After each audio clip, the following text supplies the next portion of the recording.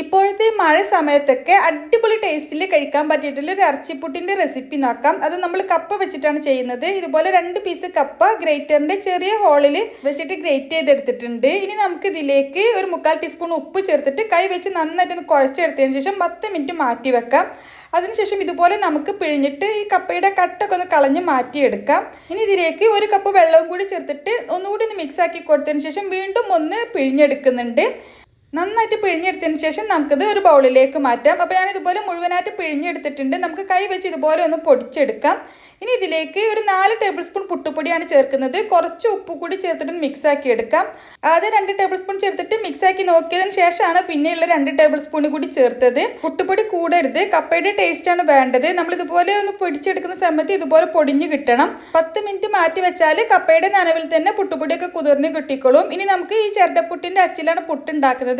അപ്പോൾ ആദ്യം 2 table spoon ബീഫിൻ്റെ മസാല ഇട്ട് കൊടുത്തിട്ടുണ്ട്. പിന്നെ 2 ടേബിൾ സ്പൂൺ ചിരിവിയ തേങ്ങ ഇട്ട് കൊടുക്കാം. പിന്നെ പുട്ടുപൊടി ഇട്ട് കൊടുക്കാം. ഇനി നമുക്കിത് ആവിയിൽ വേവിച്ചെടുക്കാം. അപ്പോൾ സാധാരണ പുട്ടുണ്ടാക്കുന്നതിനേക്കാളും ഒരു 5 മിനിറ്റ് കൂടി ഒന്ന് ആവി കയറ്റിയെടുക്കണം. സാധാരണ പുട്ടുകുറ്റിയിൽ നമുക്ക് ഇതുപോലെ തന്നെ പുട്ടുണ്ടാക്കാം. അടിപൊളി ടേസ്റ്റിലുള്ള ഒരു സ്പൈസി ആയിട്ടുള്ള ബീഫ് മസാല വെച്ചിട്ടാണ് നമ്മളിത് ഉണ്ടാക്കിയിട്ടുള്ളത്. അതിൻ്റെ റെസിപ്പി വേണമെങ്കിൽ കമൻറ്റ് ചെയ്താൽ മതിയേ.